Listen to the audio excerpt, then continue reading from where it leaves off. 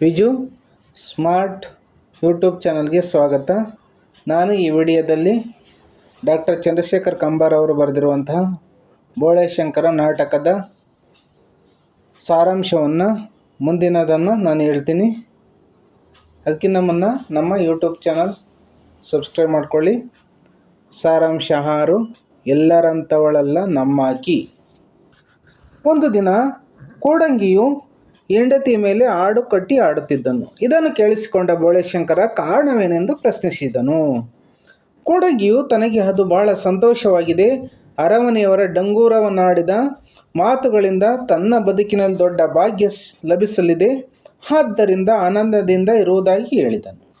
ಅರಮನೆಯವರು ಡಂಗೂರ ಹೊಡೆಸಿ ರಾಜಕುಮಾರಿಗೆ ಉಂಟಾಗಿರುವ ಹೊಟ್ಟೆ ನೋವನ್ನು ಯಾರು ವಾಸಪಡಿಸುವರೋ ಅವರಿಗೆ ಬಹುಮಾನ ಕೊಡುವುದಾಗಿ ಹೇಳಿದ್ದಾರೆ. ಬೋಳೆಶಂಕರನು ದೊಡ್ಡ ಮನಸ್ಸು ಮಾಡಿ ಅವನಲ್ಲಿರುವ ಬೇರನ್ನು ಕೊಟ್ಟರೆ ಅದರಿಂದ ಔಷಧಿ ಮತ್ತು ರಾಜಕುಮಾರಿಗೆ ಕುಡಿಸಿ ರಾಜನಿಂದ ಬಹುಮಾನ ಪಡೆದುಕೊಳ್ಳುವುದಾಗಿ ಬೋಳೆಶಂಕರನಿಗೆ ಕೋಡಂಗಿ ಹೇಳಿದನು. ಅಲ್ಲದೆ ಪಡೆಯುವ ಬಹುಮಾನದಲ್ಲಿ ಒಂದು ಪಾಲನ್ನು ಬೋಳೆಶಂಕರನಿಗೆ ಕೊಡುವುದಾಗಿಯೂ ಹೇಳಿದನು. ಆದರೆ ರಾಜನೇನಾದರೂ ಬಹುಮಾನವಾಗಿ ತನ್ನ ಮಗಳನ್ನು ಕೊಟ್ಟುಬಿಟ್ಟರೆ ಬೋಳೆಶಂಕರನಿಗೆ ಪಾಲು ಮಾಡಿ ಕೊಡುವುದು ಕಷ್ಟವಾದೀತೆಂದು ಹೇಳಿದನು. ಆದರೆ ಬೋಳೆಶಂಕರ ರಾಜಕುಮಾರಿಯಲ್ಲಿ ಪಾಲು ಕೇಳುವುದಿಲ್ಲವೆಂದು ಸಮಾಧಾನಪಡಿಸಿ ಕೋಡಂಗಿಗೆ ಬಹುಮಾನ ಸಿಗಲೆಂದು ಆಶಿಸಿ ತನ್ನಲ್ಲಿದ್ದ ಬೇರನ್ನು ಕೊಟ್ಟನು. ಆ ಹೊತ್ತಿಗೆ ಒಬ್ಬಳು ಮುದುಕಿ ಓಹೋ ಎಂದು ಅಳುತ್ತಾ ಅಲ್ಲಿಗೆ ಬಂದಳು. ಹೊಟ್ಟೆ ನೋಯುತ್ತಿದೆ, ಯಾವ ಔಷಧಿಯಿಂದಲೂ ಗುಣವಾಗಲಿಲ್ಲ ಎಂದು ಗೋಳಾಡಿದಳು. ತಕ್ಷಣ ಬೋಳೆಶಂಕರ ಬಾಯನ್ನು ತೆರೆಯಬೇಕೆಂದು ಹೇಳಿ ಬೇರನ್ನು ಕೊಡಲು ಮುಂದೆ ಹೋದನು. ಶಿವ ನಿನಗೆ ಒಳ್ಳೆಯದು ಮಾಡಲಿ ಎಂದು ಹರಸಿದಳು ಆ ಮುದುಕಿ. ಶಿವ ಎಂಬ ಶಬ್ದ ಕೇಳಿದ ಆ ಕ್ಷಣ ಮುದುಕಿಯು ಅಯ್ಯೋ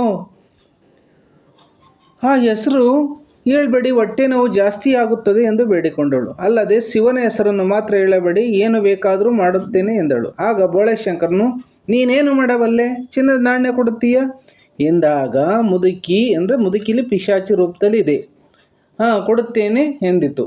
ಚಿನ್ನದ ನಾಣ್ಯಗಳನ್ನು ಕೊಡು ಎಂದಾಗ ತೆನೆಯಿಂದ ಕಾಳುಗಳನ್ನು ಉದುರಿಸಿ ಕೈಯಿಂದ ಮುಟ್ಟಬೇಕೆಂದು ಮುದುಕಿ ನುಡಿದಳು. ಹಾಗೆ ಬೋಳೆಶಂಕರ ಮಾಡಿದಾಕ್ಷಣ ಕಾಳುಗಳೆಲ್ಲ ಚಿನ್ನದ ನಾಣ್ಯಗಳಾದವು. ಈ ಚಿನ್ನದಿಂದ ಏನು ಪ್ರಯೋಜನ, ಧಾನ್ಯವೆಲ್ಲ ಫೋಲಾದಂತಾಯಿತು. ಚಿನ್ನದ ನಾಣ್ಯಗಳನ್ನು ಧಾನ್ಯವನ್ನಾಗಿ ಮಾಡೆಂದು ಬೋಳೆಶಂಕರ ಹೇಳಿದಾಗ ಮುದುಕಿಯು ತಾನು ಹೇಳಿಕೊಟ್ಟ ಮಂತ್ರವನ್ನು ತಿರುಗಾಮುರುಗ ಹೇಳಬೇಕೆಂದಳು. ಅದರಂತೆ ಮಾಡಿದಾಗ ಚಿನ್ನವು ಧಾನ್ಯವಾಯಿತು. ಬೋಳೆಶಂಕರ ಮುದುಕಿಗೆ ಕೃತಜ್ಞತೆಗಳನ್ನು ಸಲ್ಲಿಸಿ ಶಿವನು ಒಳ್ಳೆಯದನ್ನು ಮಾಡಲಿ ಎಂದಾಗ ಮುದುಕಿ ರೂಪದ ಪಿಶಾಚಿ ಪ್ರಾಣ ಬಿಟ್ಟಿತು. ಮುಂದಿನ ಸಾರಾಂಶಕ್ಕೆ ಹೋಗೋಣ. ಸಾರಾಂಶ 7. ಸಿಕ್ಕಳ ರಾಜಕುಮಾರಿ.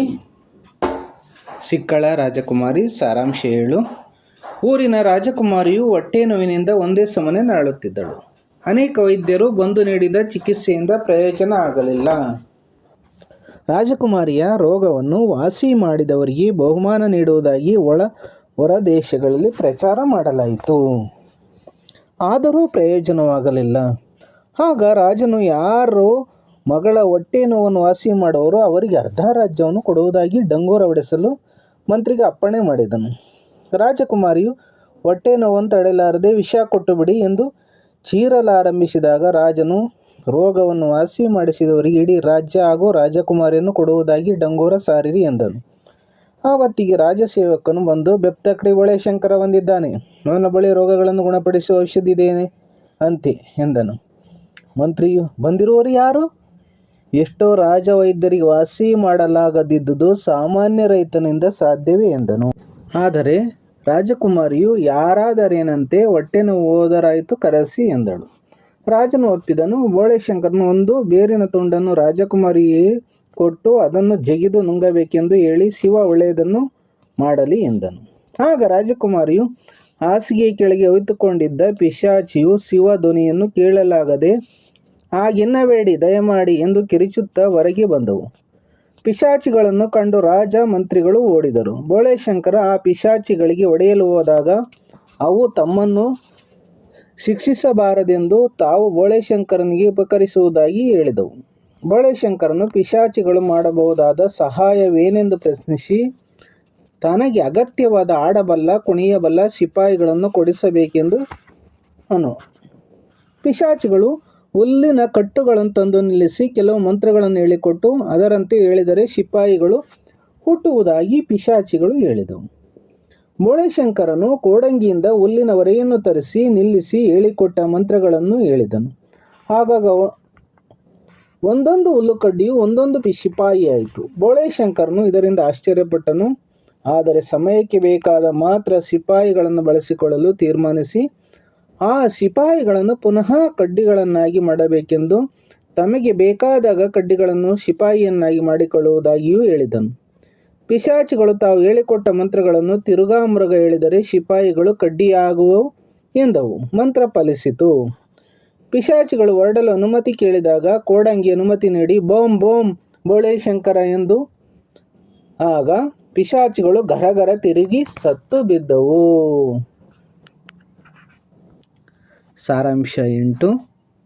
ಬಿಸಿಲು ಬೆಳಗು ಹಸಿರ ಸಿರಿನಾಡ ಸೀಮೆ. ನಮ್ಮ ಯೂಟ್ಯೂಬ್ ಚಾನಲ್ನ ಸಬ್ಸ್ಕ್ರೈಬ್ ಮಾಡ್ಕೊಳ್ಳಿ. ಕೋಡಂಗಿಯು ತನ್ನ ಸಾಧನೆಯ ಹಿರಿಮೆಯನ್ನು ತಾನೇ ಭಾಗವತರ ಮುಂದೆ ಜಂಬ ಕೊಚ್ಚಿಕೊಳ್ಳುತ್ತಾನೆ. ತಾನು ಒಂದು ರಾಜನ ಅರಮನೆಗೆ ಹೋಗಿ ರಾಜಕುಮಾರಿಯ ಹೊಟ್ಟೆ ನೋವನ್ನು ವಾಸಿಪಡಿಸಿದ್ದು, 3 ಪಿಶಾಚಿಗಳನ್ನು ಕೇವಲ ಮಾತಿನ ಬಾಣಗಳಿಂದ ಕೊಂದು ಹಾಕಿದ್ದು, ನಾಡಿಗೆ ವಸಂತ ಮಾಸ ಬರುವ ಹಾಗೆ ಮಾಡಿದ್ದು ತನ್ನ ಸಾಧನೆ ಎಂದು ಹೇಳಿಕೊಂಡನು. ಕೋಡಂಗಿಯು ಈ ಸಾಧನೆಗಳನ್ನು ಮಾಡುವಾಗ ಬೆಪ್ತಕಡಿ ಬೋಳೆಶಂಕರ ತನ್ನ ಜೊತೆಯಲ್ಲಿರಲಿಲ್ಲವೆಂದು, ಬುದ್ಧಿಯಿಲ್ಲದ ಬೋಳೆಶಂಕರ ಮಹಾದಡ್ಡ, ಅವನೊಬ್ಬ ಬೆಪ್ತಕಡಿ ಎಂದು ನಿಂದಿಸುತ್ತಿರುವಾಗ ಬೋಳೆಶಂಕರನು ಅಲ್ಲಿಗೆ ಬಂದನು. ತಕ್ಷಣ ಕೋಡಂಗಿಯ ಮಾತಿನ ಧಾಟಿಯನ್ನು ಬದಲಾಯಿಸಿದನು. ಬೋಳೆಶಂಕರನನ್ನು ಹೊಗಳಿದನು. ಅಲ್ಲಿಗೆ ಬಂದ ಬೋಳೆಶಂಕರನು ತನ್ನನ್ನು ಹೊಗಳಿದ ಕೋಡಂಗಿಗೆ ತನ್ನ ಪರ ವಕೀಲಿ ಮಾಡಿದ್ದಕ್ಕೆ ನಿನಗೆ ಬೆಳ್ಳಿ ಚಮಚಾಗಿರಿಯನ್ನು ಕೊಟ್ಟಿದ್ದೇನೆ, ಬದುಕಿಕೋ ಹೋಗು ಎಂದನು. ಇದರಿಂದ ಅರಮನೆಯಲ್ಲಿ ಜಯ ಸಾಧಿಸಿದ್ದ ಬೋಳೆಶಂಕರನೇ ವಿನಃ ಕೋಡಂಗಿಯಲ್ಲವೆಂದು ಭಾಗವತರಿಗೆ ತಿಳಿಯಿತು. ಆ ಹೊತ್ತಿಗೆ ಅರಮನೆಯಿಂದ ಮಂತ್ರಿಯು ಅಲ್ಲಿಗೆ ಬಂದು, ಬೆಪ್ತಕಡಿ, ಬೋಳೆಶಂಕರ ಯಾರು ಎಂದು ಪ್ರಶ್ನಿಸಿದನು. ಕೋಡಂಗಿಯು ಬೋಳೆಶಂಕರನ ಕಡೆಗೆ ಕೈ ಮಾಡಿ ತೋರಿಸಿದಾಗ, ನಿಮ್ಮ ಸುದೈವಕ್ಕೆ ಹೃತ್ಪೂರ್ವಕ ಅಭಿನಂದನೆಗಳು. ನೀವು ಕೊಟ್ಟ ಮದ್ದಿನಿಂದ ರಾಜಕುಮಾರಿಯ ಹೊಟ್ಟೆ ನೋವು ವಾಸಿಯಾಯಿತು. ಆದ್ದರಿಂದ ರಾಜಕುಮಾರಿಯನ್ನು ನಿಮಗೆ ಕೊಟ್ಟು ಮದುವೆ ಮಾಡುತ್ತಾರೆ. ನಿಮ್ಮನ್ನು ರಾಜರನ್ನಾಗಿ ಮಾಡುವುದೆಂದು ರಾಜರು ನಿರ್ಧರಿಸಿದ್ದಾರೆ. ಬೇಗ ಬಂದು ಪದವಿಯನ್ನು ಒಪ್ಪಿಕೊಳ್ಳಬೇಕು ಎಂದು ಮಂತ್ರಿಯು ಕೈ ಮುಗಿದನು. ಆದರೆ ಬೋಳೆಶಂಕರ ರಾಜನಿತ್ತ ಉಡುಗೊರೆ ಅಧಿಕಾರಗಳನ್ನು ಒಪ್ಪಿಕೊಳ್ಳಲಿಲ್ಲ. ಇಂತಹ ಕಾಣಿಕೆಗಳನ್ನು ನಿರಾಕರಿಸಿದವರೇ ಇಲ್ಲವೆಂದು ಮಂತ್ರಿ ಹೇಳಿದಾಗ, ನದಿಯನ್ನು ಬಂಧಿಸಲಾಗುವುದಿಲ್ಲ, ಬಂಧಿಸಿದರೆ ನೀರಿಗೆ ಅದರದೇ ಆದ ನಿಯಮಗಳಿವೆ ಎಂದನು. ಮಂತ್ರಿಯು ಬುದ್ಧಿವಂತನಾಗಿದ್ದುದರಿಂದ ಬೋಳೆಶಂಕರನು ರಾಜನಾಗಲು ಒಡ್ಡುವ ನಿಯಮಗಳಾವುವು ಎಂಬುದನ್ನು ವಿವರಿಸಲು ಹೇಳಿದನು.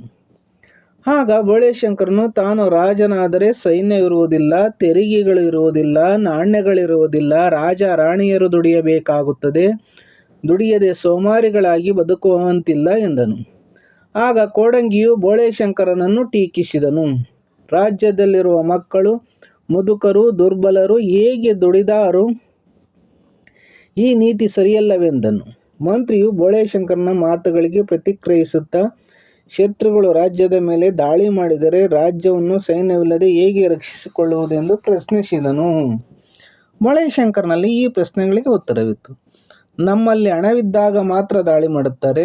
ನಾಣ್ಯಗಳ ಚಲಾವಣೆ ಇಲ್ಲದಿದ್ದರೆ ಎಲ್ಲ ವ್ಯಾಪಾರವು ವಿನಿಮಯದ ಮೂಲಕ ನಡೆಯುವುದಾದರೆ, ಹಣ ಸಂಗ್ರಹವಿಲ್ಲದಿದ್ದರೆ ಯಾವ ದಾಳಿಯ ಸಮಸ್ಯೆಯೂ ಇರುವುದಿಲ್ಲ. ಗಾದೆಗಳನ್ನು ಚೆನ್ನಾಗಿ ತಿಳಿದವರು ಎಲ್ಲರಲ್ಲೂ ನೀತಿಯನ್ನು ನೆಲೆಯೂರಿಸುವುದರಿಂದ ಕಾನೂನುಗಳ ಅಗತ್ಯವಿರುವುದಿಲ್ಲವೆಂದನು. ಆದರೆ ಮಂತ್ರಿಗೆ ಇದು ಒಪ್ಪಿಗೆಯಾಗಲಿಲ್ಲ. ಜೀವನ ಪದ್ಧತಿ ಇಷ್ಟು ಸರಳವಾಗಿರಲು ಸಾಧ್ಯವಿಲ್ಲವೆಂದು ಹೇಳಿ ಎಲ್ಲವನ್ನು ಮಹಾರಾಜರಿಗೆ ತಿಳಿಸುವುದಾಗಿ ಹೇಳಿದನು. ಕೋಡಂಗಿಯು ಬೋಳೆಶಂಕರನ ಮಾತುಗಳೆಲ್ಲ ದೇಶಪ್ರೇಮದಿಂದ ಕೂಡಿರುವುದು ಎಂದನು. ಮುಂದಿನ ಸಾರಾಂಶ 9. ಹಾಡಿನ ಒಡೆಯ ಬಾರಯ್ಯ. ಈ ಅಂಕದ ಆರಂಭದಲ್ಲಿ ಭಾಗವತರು ಆರಂಭದಲ್ಲಿ ಕಾಣಿಸಿಕೊಂಡು ಒಂದು ದೀರ್ಘವಾದ ಹಾಡನ್ನು ಹಾಡುತ್ತಾರೆ. ಈ ಹಾಡಿನಲ್ಲಿ ಆಧುನಿಕ ಕಾಲದಲ್ಲಿ ನಗರದ ಪರಿಸರ ಅದೆಷ್ಟು ಹದಗೆಟ್ಟಿದೆ ಎಂಬುದನ್ನು ಪರಿಶೀಲಿಸಲಾಗಿದೆ. ಗಾಂಧಿಗೆ ಜಯವಾಗಲೆಂದು ಕೋಟಿ ಕೋಟಿ ಜನ ಕೂಗಿ ಸ್ವಾತಂತ್ರ್ಯದ ಹೋರಾಟದಲ್ಲಿ ಭಾಗವಹಿಸಿ ಸ್ವಾತಂತ್ರ್ಯವನ್ನು ಗಳಿಸಿದ ಮೇಲೆ ನಗರಗಳ ಬೆಳವಣಿಗೆಯೊಡನೆ ನಗರ ಜೀವನ ಆತ್ಮವಿಲ್ಲದ ಜೀವನವಾಯಿತು. ಎಲ್ಲಿ ನೋಡಿದರೂ ಕೊಳಚೆ ಚರಂಡಿಯ ವಾಸನೆ ಹಬ್ಬಿ ಆರೋಗ್ಯ ಹದಗೆಡುವಂತಾಯಿತು. ಸ್ವಾತಂತ್ರ್ಯ ಹೋರಾಟವೆಂದರೆ ಅದೇನು ಸಾಮಾನ್ಯವಾದ ಹೋರಾಟವಾಗಿರಲಿಲ್ಲ. ಬಲಿಷ್ಠರಾದ ಬ್ರಿಟಿಷರು 1000 ಸಂಖ್ಯೆಯಲ್ಲಿ ಹೋರಾಟಗಾರರನ್ನು ಕೊಂದರು. ಚಳುವಳಿಗಾರರ ಆಸ್ತಿಯನ್ನು ಕಿತ್ತುಕೊಂಡರು. ಅವರ ಕುಟುಂಬ ವರ್ಗದವರನ್ನು ಭಿಕಾರಿಗಳನ್ನಾಗಿ ಮಾಡಿದರು. ಬ್ರಿಟಿಷರಿಂದ ಸ್ವಾತಂತ್ರ್ಯವನ್ನು ಪಡೆಯಬಹುದೆಂದು ಕನಸಿಲ್ಲದಿದ್ದರೂ ಜನ ಹೋರಾಟವನ್ನು ಮುಂದುವರಿಸಿದರು. ಸಾಯುವ ಸಂದರ್ಭದಲ್ಲಿ ಒಂದು ಕಡ್ಡಿ ದೊರೆತರೂ ಅದರ ಬಲದಿಂದ ನದಿಯಲ್ಲಿ ಮುಳುಗದೆ ತೇಲಿ ದಡ ಸೇರಲು ಪ್ರಯತ್ನಿಸುವಂತೆ ಜನ ಸ್ವಾತಂತ್ರ್ಯಕ್ಕಾಗಿ ಹೋರಾಡಿದರು. ಸ್ವಾತಂತ್ರ್ಯೋತ್ತರದ ಕಾಲದಲ್ಲಿ ಶ್ರೀಸಾಮಾನ್ಯನ ನೆರವಿಗೆ ಆಡಳಿತಗಾರನಾಗಲಿ ರಾಜಕಾರಣಿಗಳಾಗಲಿ ಕೊನೆಗೆ ದೈವವಾಗಲಿ ಸಹಾಯಕ್ಕೆ ಬರಲಿಲ್ಲ. ಅತಿವೃಷ್ಟಿ ಅನಾವೃಷ್ಟಿಗಳಿಂದಲೂ ರಾಜಕಾರಣಿಗಳ ಸ್ವಾರ್ಥದಿಂದಲೂ ಭಾರತದ ಸ್ವಾತಂತ್ರ್ಯವೇ ಮುಳುಗಲಿದೆ ಎಂಬಂಥ ಸ್ಥಿತಿ ನಿರ್ಮಾಣವಾಗುತ್ತಿದ್ದು ಶ್ರೀಸಾಮಾನ್ಯನ ಜೀವನ ಕಂಗಾಲಾಗಿದೆ ಎಂದು ತಿಳಿಸುವ ಹಾಡನ್ನು ಭಾಗವತನು ಹಾಡಿದನು. ಈ ಗೀತೆಯನ್ನು ಕವಿಯು ನಾವು ಮುಳುಗುವ ಗೀತೆ ಎಂದು ಕರೆದಿದ್ದಾರೆ. ಬೆಪ್ತಕಡಿ ಬೋಳೇಶಂಕರನನ್ನು ಕಾಣಲು ರಾಜಕುಮಾರಿ ಹಾಗೂ ಮಂತ್ರಿಗಳು ಬಂದಾಗ ಕೋಡಂಗಿಗೆ ಪರಮ ಸಂತೋಷವಾಯಿತು. ಅವನು ಬೋಳೇಶಂಕರನನ್ನು ಅಂದಿನಿಂದ ರಾಜ್ಯದ ರಾಜನಾಗಿದ್ದಾನೆ, ರಾಜಕುಮಾರಿಯನ್ನು ಮದುವೆಯಾಗಲಿದ್ದಾನೆಂದು ಘೋಷಿಸಿದನು. ಆಗ ಬೋಳೇಶಂಕರ ಮತ್ತೆ ಆ ಹುಡುಗಿಯರಿಗೆ ತನ್ನನ್ನು ಹೊಗಳಿ ಆಡಿದರೆ ಬಹುಮಾನ ಕೊಡುವುದಾಗಿ ಘೋಷಿಸಿದನು. ಆದರೆ ಆ ಹುಡುಗಿಯರು ಬೆಪ್ತಕಡಿ ಬಹುಮಾನ ಕೊಟ್ಟಿರುವನೆಂಬುದನ್ನು ನಂಬಲಿಲ್ಲ. ಅದರ ಬಗ್ಗೆ ಸಂಶಯವನ್ನು ವ್ಯಕ್ತಪಡಿಸಿದರು. ಆಡಿದ ಮೇಲೆ ಬಹುಮಾನವಿಲ್ಲ ಎನ್ನಬಾರದೆಂಬ ಒತ್ತಾಯ ಒಡ್ಡಿದರು. ಬೋಳೇಶಂಕರ ಮತ್ತೆ ಬಹುಮಾನ ಕೊಡುವುದಾಗಿ ಹೇಳಿದ ಮೇಲೆ ಹುಡುಗಿಯರು ಆಡಲಾರಂಭಿಸಿದರು.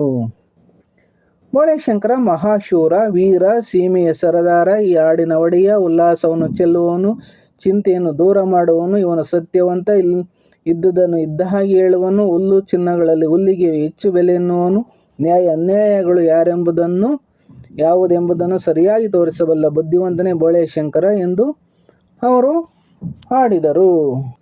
ಬೋಳೇಶಂಕರ ಈ ಹುಡುಗಿಯರ ಹಾಡನ್ನು ಕೇಳಿದ ಮೇಲೆ ನಿಮ್ಮ ಹಾಡು ಚೆನ್ನಾಗಿರಲಿಲ್ಲ ಎಂದು ಬಿಟ್ಟನು. ಆದರೆ ಆ ಹುಡುಗಿಯರು ತಮಗೆ ಬಹುಮಾನ ಕೊಡಲೇಬೇಕೆಂದು ಒತ್ತಾಯ ಮಾಡಿದರು.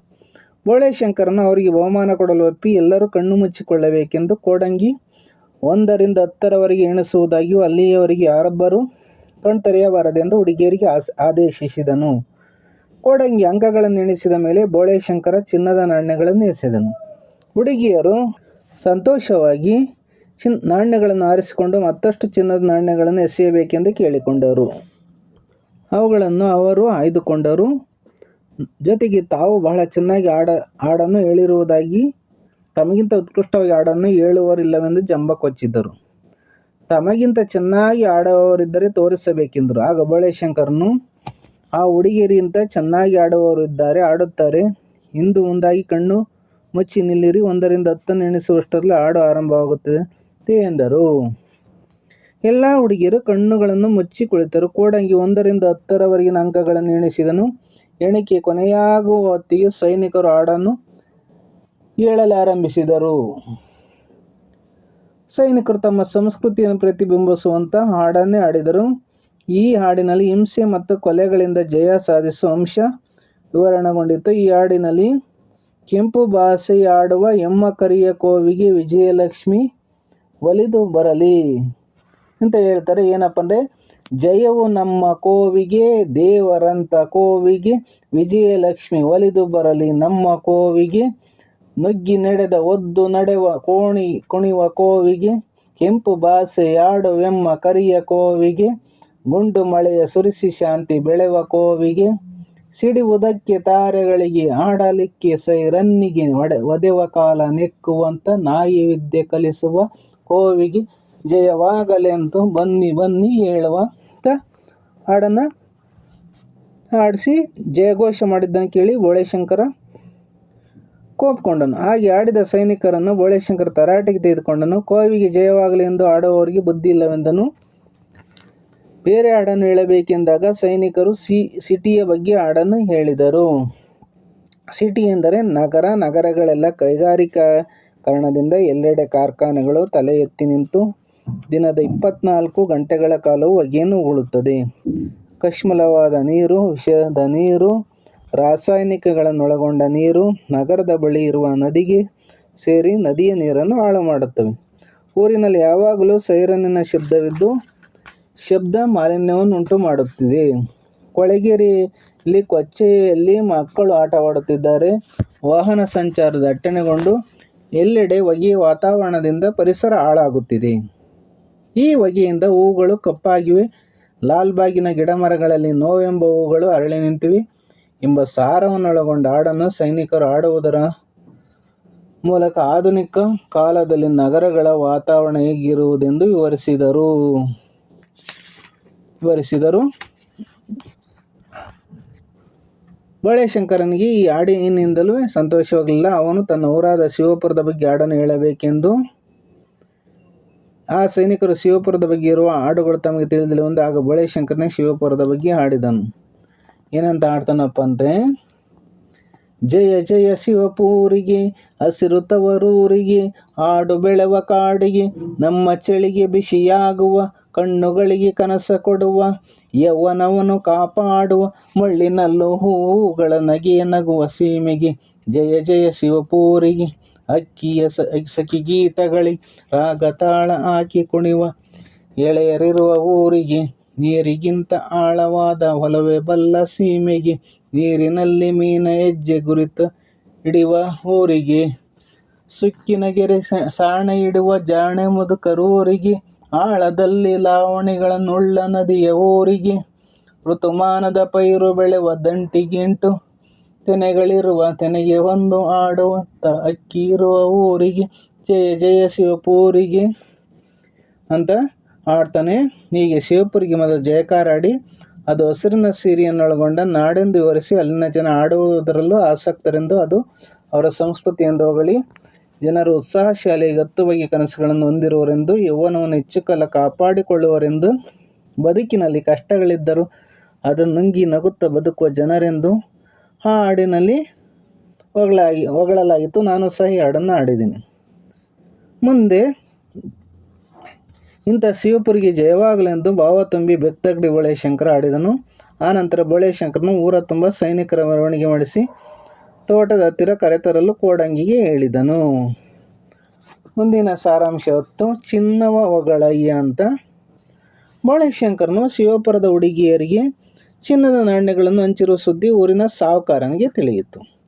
ಅವನು ಓಡಿ ಬಂದು ಚಿನ್ನದ ನಾಣ್ಯಗಳ ಬೆಲೆ ತಿಳಿಯದ ಹುಡುಗಿಯರಿಗೆ ನಾಣ್ಯ ಕೊಡುವುದರಿಂದ ಪ್ರಯೋಜನವಾಗುವುದಿಲ್ಲ, ತನಗೆ ಕೊಟ್ಟಿದ್ದರೆ ಪ್ರಪಂಚದ ಮೂಲೆ ಮೂಲೆಗಳಲ್ಲಿ ಚಿನ್ನದ ಮೂಟೆಗಳನ್ನಿಡುವಾಗಿ ಮಾಡುತ್ತಿದ್ದುದಾಗಿ ಹೇಳಿದನು. ಆಗ ಬೋಳೆಶಂಕರನು ಸಾಹುಕಾರನಿಗೆ ಚಿನ್ನದ ನಾಣ್ಯಗಳನ್ನು ಕೊಡುವುದಾಗಿಯೂ, ಸಾಹುಕಾರನ ಧಾನ್ಯದ ಚೀಲಗಳನ್ನು ತಂದರೆ ಅದನ್ನು ಚಿನ್ನದ ನಾಣ್ಯದ ಚೀಲವನ್ನಾಗಿ ಪರಿವರ್ತಿಸುವುದಾಗಿ ಹೇಳಿದನು. ಸಾಹುಕಾರ 2 ಧಾನ್ಯದ ಚೀಲಗಳನ್ನು ತರಿಸಿ ಮುಂದಿಟ್ಟಾಗ ಮಂತ್ರ ಹಾಕಿ ಅವುಗಳನ್ನು ಚಿನ್ನದ ನಾಣ್ಯಗಳಾಗುವಂತೆ ಬೋಳೆಶಂಕರ ಪರಿವರ್ತಿಸಿದನು. ಅದನ್ನು ಕಂಡ ಸಾಹುಕಾರ ಸಂತೋಷ ಹಾಗೂ ಆಶ್ಚರ್ಯವನ್ನು ಹೊಂದಿದನು.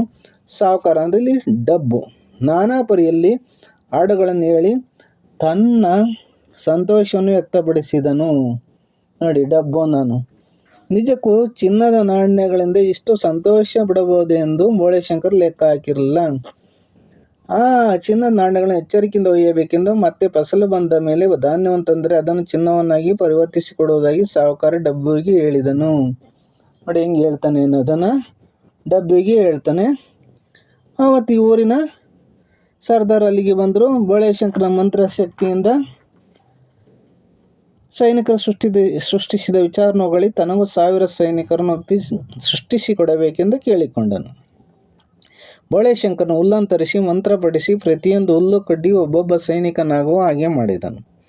1000 ಸೈನಿಕರು ಹುಟ್ಟಿದನ್ನು ಕಂಡು ಸರದಾರ ಪರಮಾನಂದ ಭರಿತನಾದನು. ಬೋಳೆಶಂಕರನಿಗೆ ಧನ್ಯವಾದಗಳನ್ನು ಹೇಳಿ ಆ ಸೇನೆಯಿಂದ ಪ್ರಪಂಚವನ್ನು ಗೆದ್ದು ಬಂದು ದೊಡ್ಡ ದರ್ಬಾರು ನಡೆಸಿ ಬೋಳೆಶಂಕರನಿಗೆ ಪ್ರಶಸ್ತಿ ಕೊಡುವುದಾಗಿ ಹೇಳಿದನು.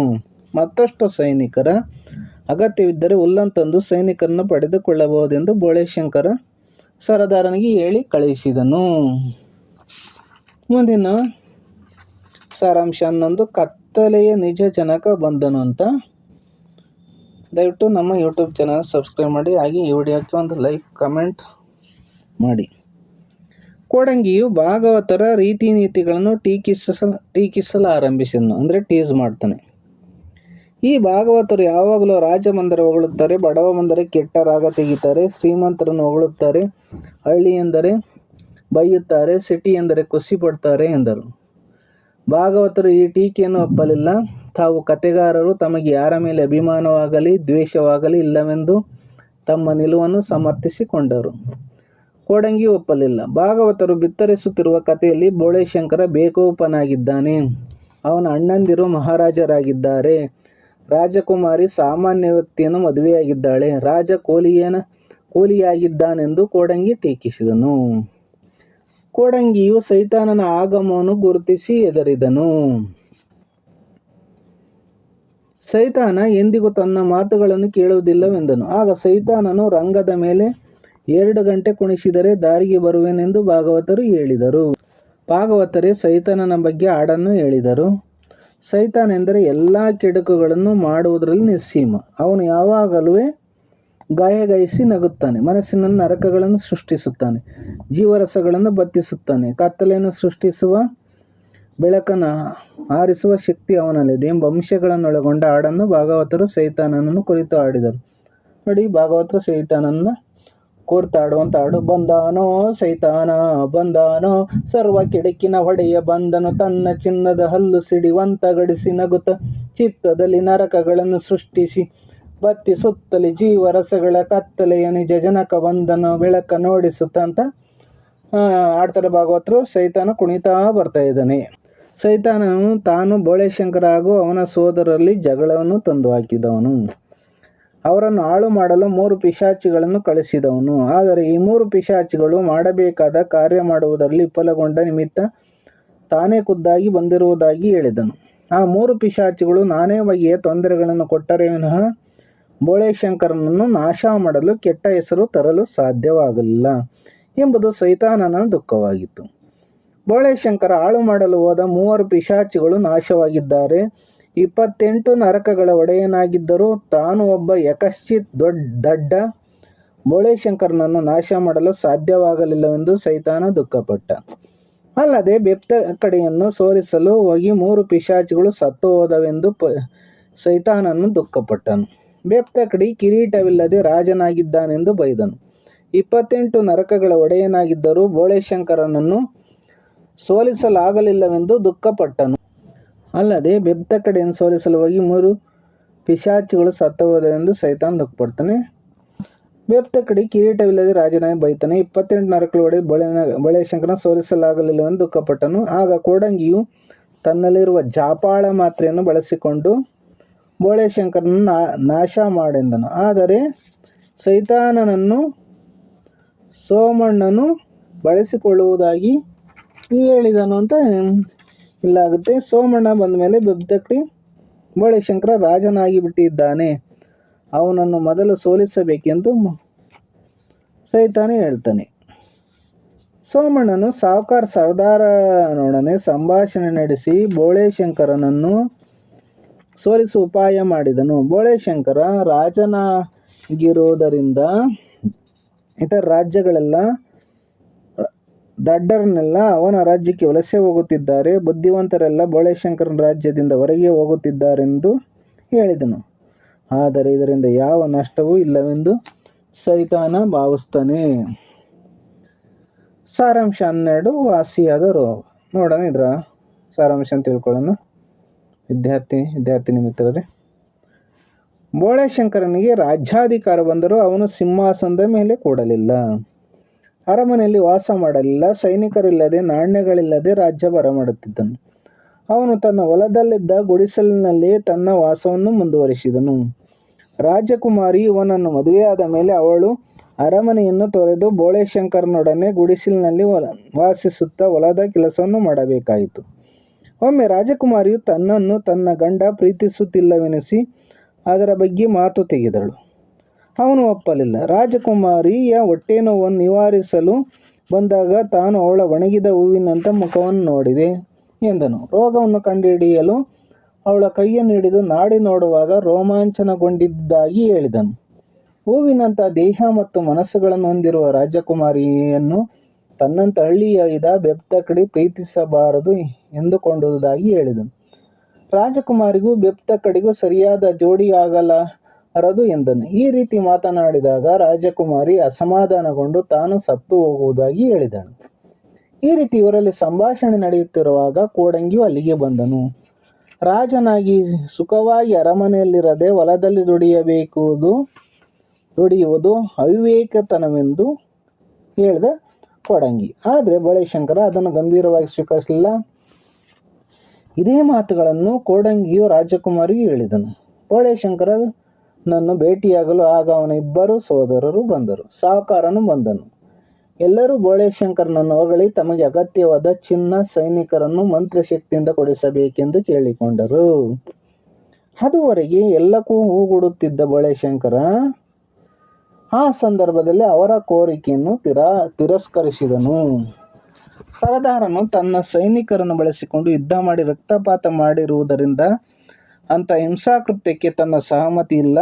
ಆದ್ದರಿಂದ ಸೈನಿಕರನ್ನು ಸೃಷ್ಟಿ ಮಾಡಿ ಕೊಡುವುದಿಲ್ಲವೆಂದು ಸರದಾರನಿಗೆ ಹೇಳಿದನು. ಸಾಹುಕಾರ ಹಾಕಿದ ತೆರಿಗೆಯಿಂದ ಜನ ತತ್ತರಿಸಿದ್ದಾರೆಂದರೆ ಭಯಗೊಂಡಿದ್ದಾರೆ, ಹೆದರಿದ್ದಾರೆ ಅಂತ ಅರ್ಥ. ತತ್ತರಿಸಿದ್ದಾರೆಂದ್ರೆ ಆದ್ದರಿಂದ ಅವನಿಗೂ ಧಾನ್ಯದಿಂದ ಚಿನ್ನದ ನಾಣ್ಯಗಳನ್ನು ಮಾಡಿ ಕೊಡುವುದಿಲ್ಲವೆಂದನು.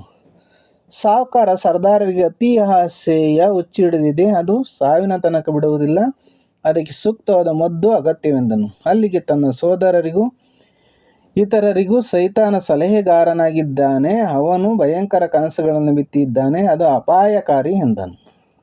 ಬೋಳೆಶಂಕರನ ಮಾತುಗಳಿಂದ ಸಾಹುಕಾರ ಮತ್ತು ಸರದಾರರಿಗೆ ಕೋಪ ಬಂದಿತು, ಅಸಮಾಧಾನವಾಗಿತ್ತು. ಆಗ ಸೈತಾನನು ಬೋಳೆಶಂಕರನನ್ನು ಎದುರಿಸಿದನು. ಆದರೆ ಬೋಳೆಶಂಕರ ಹೆದರದೆ ಎಲ್ಲರನ್ನೂ ಹೊರಗಟ್ಟಿದನು. ಸಾರಾಂಶ 13. ಹಸಿರು ತುಳಿದರು. ಸೈತಾನ ಹೇಗಾದರೂ ಮಾಡಿ ಬೋಳೆಶಂಕರ ರಾಜ್ಯ ಅಲ್ಲೋಲಕಲ್ಲವಾಗಲೆಂದು ಅವನ ರಾಜ್ಯವನ್ನು ನಾಶ ಮಾಡಬೇಕೆಂದು ಸೈನಿಕರಿಗೆ ಆಜ್ಞೆ ಮಾಡಿದನು. ಬೋಳೆಶಂಕರ ಮಾಡಿದ ಉಪಕಾರಗಳನ್ನು ಮರೆತ ಅವನ ಸೋದರರು ಶತ್ರುಗಳಾಗಿ ವರ್ತಿಸಿದರು. ಆಗ ಬೋಳೆಶಂಕರನ ರಾಜ್ಯದಲ್ಲಿದ್ದ ಹಸಿರು ನಾಶವಾಯಿತು. ಎಲ್ಲೆಡೆ ಜನ ದುಃಖಿತರಾದರು. ಈ ರೀತಿ ಜನರ ಕಷ್ಟಗಳಿದ್ದರೂ ಯಾರೊಬ್ಬರೂ ಬೋಳೆಶಂಕರನ ವಿರುದ್ಧ ಕೂಗಾಡಲಿಲ್ಲ. ಆದ್ದರಿಂದ ಸೈತಾನನು ಸೈನಿಕರನ್ನು ಕರೆದು ಇಡೀ ಹಳ್ಳಿ ನಗರಗಳನ್ನು ಸುತ್ತ ಎಲ್ಲಾದರೂ ಜನ ಬೋಳೆಶಂಕರನ ವಿರುದ್ಧ ಘೋಷಣೆ ಕೂಗುತ್ತಿದ್ದರೆ ಅದನ್ನು ತಿಳಿದ ತಕ್ಷಣ ತನಗೆ ತಿಳಿಸಬೇಕೆಂದು ಸೈನಿಕರಿಗೆ ಆಜ್ಞೆ ಮಾಡಿದನು. ಸೈನಿಕರು ಬೋಳೆಶಂಕರನ ರಾಜ್ಯದಲ್ಲಿ ಸುತ್ತಾಡಿ ತಾವು ಯುದ್ಧ ಮಾಡಲು ಸಾಧ್ಯವಿಲ್ಲ, ಜನರೆಲ್ಲ ಸತ್ಯವಂತರು, ಪ್ರೀತಿಸುವವರು, ಉದಾರಿಗಳು, ಯಾರದೇ ಮನೆಗೆ ಹೋಗಿ ಲೂಟಿ ಮಾಡಲು ಆರಂಭಿಸಿದರೆ ಬೇಕಾದುದೆಲ್ಲವನ್ನು ತೆಗೆದುಕೊಂಡು ಹೋಗಿರೆಂದು ಎಲ್ಲವನ್ನು ಕೊಟ್ಟು ಬಿಡುತ್ತಾರೆಂದು ಸೈತಾನನಿಗೆ ವರದಿ ಮಾಡಿದರು. ಈ ಮಾತುಗಳನ್ನು ಕೇಳಿದ ಸೈತಾನನು ಸೈನಿಕರನ್ನು ಚೆನ್ನಾಗಿ ಬೈದನು. ಬಂದೂಕು ಕೈಲಿದ್ದರೂ ಕುಂಟು ನೆಪ ತೆಗೆದು ಜಗಳವಾಡದ ವ್ಯಕ್ತಿ ಸೈನಿಕನೇ ಅಲ್ಲವೇ ಎಂದನು. ಶಿವಾಪುರವನ್ನು ಸುಟ್ಟು ಅಲ್ಲಿಯ ಜನರ ದುಃಖಕ್ಕೆ ಮಸಿ ಬಳಿಯಲೇಬೇಕೆಂದು ಒತ್ತಾಯ ಮಾಡಿದನು. ಶಿವಾಪುರದಲ್ಲಿ ಕೋಲಾಹಲವನ್ನು ಎಬ್ಬಿಸದಿದ್ದರೆ ಎಲ್ಲ ಸೈನಿಕರನ್ನು ಸುಟ್ಟು ಹಾಕುವುದಾಗಿ ಬೆದರಿಕೆ ಹಾಕಿದನು ಸೈತಾನ. ಸಾರಾಂಶ 14. ಬರಿಗೈಲಿ ಮಾಡ್ಯಾನ ನಮಸ್ಕಾರ. ಬರಿಗೈಲಿ ಮಾಡ್ಯಾನ ನಮಸ್ಕಾರ. ಸಾರಾಂಶ: ಸೈತಾನನ ಆದೇಶದಂತೆ ಸೈನಿಕರು ಬೋಳೆಶಂಕರನ ರಾಜ್ಯದ ಜನರ ಮೇಲೆ ದಾಳಿ ನಡೆಸಿದರು. ಜನರ ಮನೆಗಳಿಗೆ ನುಗ್ಗಿ ದವಸ ಧಾನ್ಯಗಳನ್ನು ಲೂಟಿ ಮಾಡಿದರು. ಮನೆಗಳಿಗೆ ಬೆಂಕಿ ಹಚ್ಚಿದರು. ದನಕರುಗಳನ್ನು ಕಡಿದು ಹಾಕಿದರು. ಆ ಜನರು ಯಾರನ್ನು ಹಿಂಸಿಸಬಾರದೆಂದು ಬೇಡಿಕೊಂಡರೂ ಕೇಳದ ಹಿಂಸಾಕೃತ್ಯಗಳನ್ನು ನಡೆಸಿದರು. ಈ ನೋವನ್ನು ದಾಳಿಯನ್ನು ಜನರು ಬೋಳೆಶಂಕರನ ಬಳಿ ಬಂದು ತೋಡಿಕೊಂಡರು.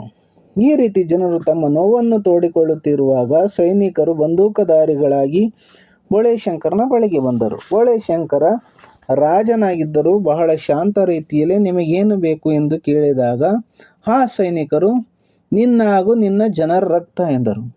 ಬೋಳೆಶಂಕರ ಆಗಲಿ ಎಂದು ಹೇಳಿ ಮಂತ್ರಗಳನ್ನು ಪಠಿಸಿದನು. ಮಂತ್ರ ಪಠಣೆಯಾದ ಮೇಲೆ ಎಲ್ಲ ಸೈನಿಕರು ಹುಲ್ಲು ಕಡ್ಡಿಗಳಾಗಿ ಪರಿವರ್ತಿತರಾದರು. ಜನರು ಆ ಹುಲ್ಲಿನ ಕಡ್ಡಿಗಳನ್ನು ಹಿಂಸಿಸಿ ಸಂತೋಷಪಟ್ಟರು. ಸೈನಿಕರಲ್ಲಿ ಯಾರಾದರೊಬ್ಬರು ಹುಲ್ಲು ಕಡ್ಡಿಯಾಗದಿದ್ದರೆ ಅವರನ್ನು ಶಿವನ ಹೆಸರನ್ನು ಹೇಳುತ್ತಾ ಉಪಚರಿಸಬೇಕೆಂದು ಬೋಳೆಶಂಕರನು ಪ್ರಜೆಗಳಿಗೆ ಹೇಳಿದನು. ಮುಂದಿನ ಸಾರಾಂಶ 15. ಕಸಿಯುವಂಥ ಅಧಿಕಾರ ದೇವರಂತ ದೇವರಿಗಿಲ್ಲ ಅಂತ. ಇದನ್ನು ಎಲ್ಲ ನಾಟಕವನ್ನು ಓದ್ತಲೇ ಈ ಸಾರಾಂಶವನ್ನು ಅಬ್ಸರ್ವ್ ಮಾಡಿ ವಿದ್ಯಾರ್ಥಿನಿ ಬಂಧುಗಳೇ. ಈ ಅಂಕದ ಆರಂಭದಲ್ಲಿ ಕೋಡಂಗಿ ಆಡಿದ ಮಾತುಗಳು ತುಂಬ ಮುಖ್ಯವಾಗಿವೆ. ಇದು ನಿತ್ಯ ಸತ್ಯವನ್ನು ಹೇಳುವುದೆನಿಸಿದರೂ ಇದಕ್ಕೆ ವಿರುದ್ಧದ ವರ್ತನೆಯನ್ನು ಲೋಕದಲ್ಲಿ ಕಾಣಬಹುದಾಗಿದೆ. ಕಚ್ಚುವಂಥ ಅಧಿಕಾರ ನಾಯಿಯಂತ ನಾಯಿಗಿಲ್ಲ ಎಂಬುದು ವಿರಕ್ತರಾಡುವ ಮಾತು. ಆದರೆ ಲೋಕದಲ್ಲಿ ಅತ್ಯಲ್ಪ ಅಧಿಕಾರವಿದ್ದರೂ ಮನುಷ್ಯ ಆ ಅಧಿಕಾರದ ಬಲದಿಂದ ಸ್ವೇಚ್ಛೆಯಾಗಿ ವರ್ತಿಸುತ್ತಾನೆ. ಅಧಿಕಾರದ ಬಿಸಿಯನ್ನು ಮುಟ್ಟಿಸುತ್ತಾನೆ. ಅಧಿಕಾರವನ್ನು ಕಸಿದುಕೊಳ್ಳುವ ಅಧಿಕಾರ ದೇವರಿಗೂ ಇದೆ ಎಂಬುದು ಯಾವುದೇ ವ್ಯಕ್ತಿಗೂ ಅಧಿಕಾರದಲ್ಲಿರುವಾಗ ಅನ್ನಿಸುವುದಿಲ್ಲ. ಕೋಡಂಗಿಯನ್ನು ಭೇಟಿ ಮಾಡಿದ ಭಾಗವತ ಅಂದಿನ ವಿಶೇಷ ಸಮಾಚಾರವೇನೆಂದು ಪ್ರಶ್ನಿಸಿದಾಗ ಸೈತಾನನಿಗೆ ಹಸಿವೆಯಂತೆ, ಒಂದು ದಿವಸ ಅವನು ಇತರರ ಮನುಷ್ಯರಾಗಿ ಊಟ ಮಾಡಬೇಕಂತೆ ಎಂದು ಕೋಡಂಗಿಗೆ ಹೇಳಿದನು.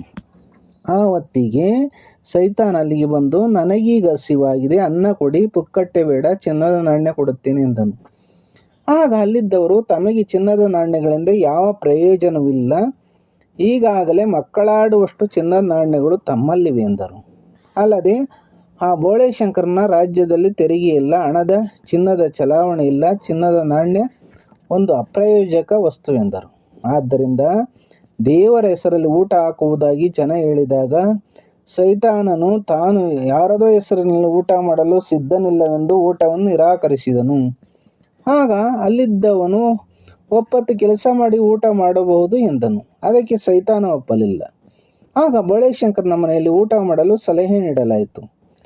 ಅದರಿಂದ ಸೈತಾನನಿಗೆ ತುಂಬ ಅಸಮಾಧಾನವಾಯಿತು. ಅವನು ಆ ರೀತಿ ಮಾತನಾಡುತ್ತಿದ್ದರೆ ಸತ್ತು ಹೋಗುವುದಾಗಿ ಹೇಳಿದಾಗ ಅಲ್ಲಿದ್ದವರು ಅವನಿಗೆ ಸಾಯಬಾರದೆಂದು ತಾವು ಹೊರಟು ಹೋಗುವುದಾಗಿ ಹೇಳಿ ಹೋದರು. ಸಾರಾಂಶ 16.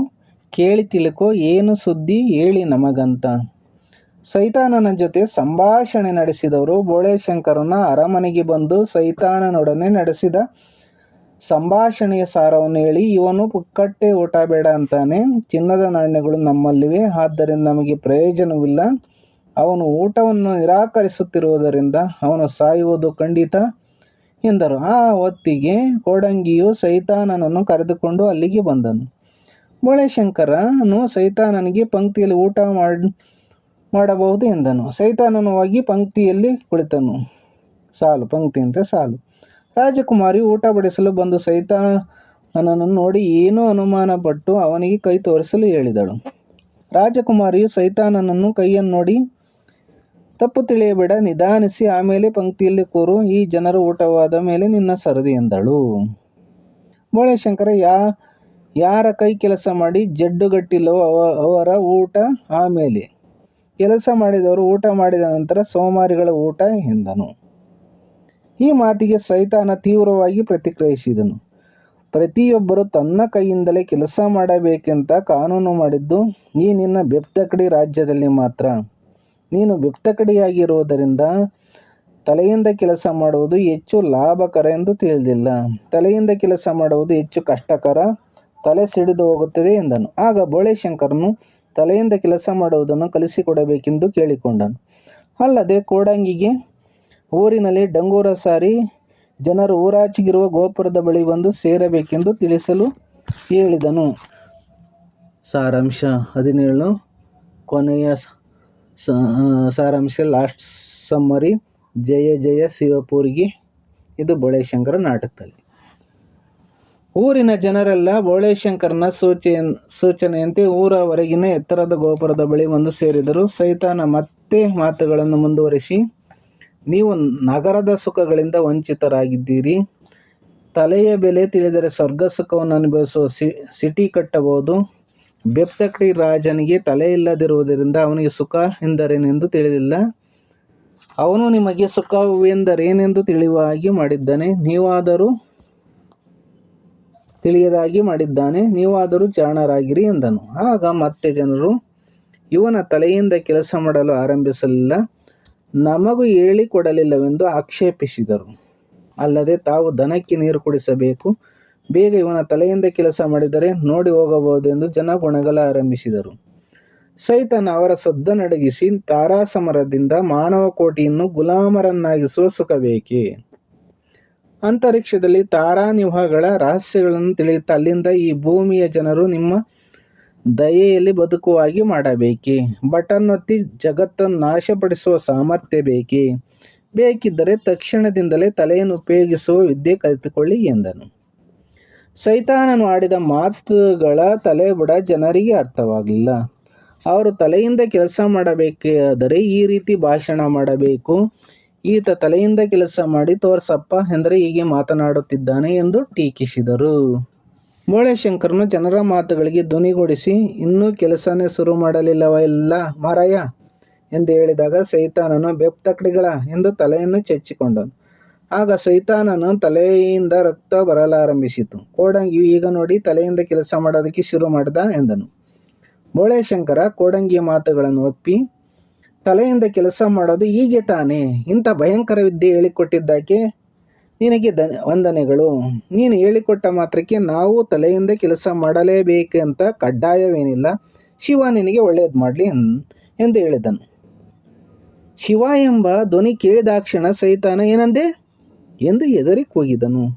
ಬೋಳೆಶಂಕರ ಮತ್ತೆ ಶಿವನ ಹೆಸರನ್ನು ಹೇಳಿದನು. ತಕ್ಷಣ ಸೈತಾನನ ಮುಖದಲ್ಲಿ ಕೋರೆಹಲ್ಲುಗಳು ಮೂಡಿದವು. ತಕ್ಷಣ ತನ್ನೆದುರು ಇರುವವನು ಪಿಶಾಚಿಗಳ ತಂದೆ ಎಂದು ಬೋಳೆಶಂಕರನಿಗೆ ತಿಳಿದು ಹೋಯಿತು. ಅದನ್ನು ಘೋಷಿಸಿದ ತಕ್ಷಣ ಕೋಡಂಗಿಯು ಶಿವ ಶಿವ ಶಂಕರ ಬೋಳೆಶಂಕರ ಬೋಂ ಬೋಂ ಶಂಕರ ಎಂದು ಕೂಗಲು ಆರಂಭಿಸಿದನು. ಜನರು ಒಕ್ಕೊರಲಿಂದ ಬೋಂ ಬೋಂ ಶಂಕರ ಬೋಳೆಶಂಕರ ಎಂದು ಕೂಗಲು ಆರಂಭಿಸಿದರು. ಸೈತಾನನಿಗೆ ಆ ಶಿವಶಂಕರನ ದೇವರ ನಾಮಸ್ಮರಣೆಯನ್ನು ತಡೆದುಕೊಳ್ಳಲು ಸಾಧ್ಯವೇ ಆಗಲಿಲ್ಲ. ಅವನು ಕಿಟಾರನೆ ಒಂದೇ ಸಮನೆ ಕಿರಿಚುತ್ತಾ ನೆಲದ ಮೇಲೆ ಉರುಳಿದನು. ಸೈತಾನನು ಧರೆಗುಳಿದುದನ್ನು ಕಂಡ ಬೋಳೆಶಂಕರ, ತಲೆಯಿಂದ ಕೆಲಸ ಮಾಡಿದರೆ ತಲೆ ಸಿಡಿಯುತ್ತದೆ. ಆದ್ದರಿಂದ ನಾವು ಮೊದಲಿನ ಹಾಗೆ ಕೈ ಮತ್ತು ಬೆನ್ನುಗಳಿಂದ ಕೆಲಸ ಮಾಡದೆ ವಾಸಿ ಎಂಬ ನಿರ್ಣಯವನ್ನು ಕೊಟ್ಟನು. ಜನರು ಅದನ್ನು ಅನುಮೋದಿಸಿದರು. ಆ ಹೊತ್ತಿಗೆ ರಾಜ್ಯ ಕಳೆದುಕೊಂಡ ಬೋಳೆಶಂಕರನ ಸೋದರರು ಬೋಳೆಶಂಕರನ ರಾಜ್ಯದಲ್ಲಿ ಬದುಕಲು ಅವಕಾಶ ಕೊಡಬೇಕೆಂದು ಕೇಳಿಕೊಂಡರು. ಬೋಳೆಶಂಕರ ಯಾವ ತಕರಾರನ್ನು ಎತ್ತದೆ ಸೋದರರನ್ನು ರಾಜ್ಯಕ್ಕೆ ಸೇರಿಸಿಕೊಂಡನು. ಎಲ್ಲರೂ ಸೇರಿ ಹಾಡನ್ನು ಹಾಡ್ತಾರೆ. ಜಯ ಜಯ ಶಿವಪೂರಿಗೆ, ಹಸಿರಿನ ತವರೂರಿಗೆ, ಹಾಡು ಬೆಳೆವ ಕಾಡಿಗೆ, ನಮ್ಮ ಚಳಿಗೆ ಬಿಸಿಯಾಗುವ ಯೌವನವನ್ನು ಕಾಪಾಡುವ ಮುಳ್ಳಿನಲ್ಲೂ ಹೂಗಳ ನಗೆಯ ನಗುವ ಸೀಮೆಗೆ, ಜಯ ಜಯ ಶಿವಪೂರಿಗೆ, ಜಯ ಜಯ ಶಿವಪೂರಿಗೆ, ಜಯ ಜಯ ಶಿವಪೂರಿಗೆ ಅಂತ ಹಾಡನ್ನು ಹೇಳಿ ಶಂಕರ ನಾಟಕದ ಅಂತಿಮ ಭಾಗದ ಸಾರಾಂಶವನ್ನು ಮುಗಿಸ್ತಾ ಇದ್ದೀನಿ. ಎಲ್ಲರಿಗೂ ಈ ವಿಡಿಯೋದಿಂದ ಉಪಯುಕ್ತವಾಗಿದೆ ಎಂದು ಭಾವಿಸ್ಕೊತೀನಿ. ನಮ್ಮ ಯೂಟ್ಯೂಬ್ ಚಾನಲ್ನ ದಯವಿಟ್ಟು ಸಬ್ಸ್ಕ್ರೈಬ್ ಮಾಡ್ಕೊಳ್ಳಿ.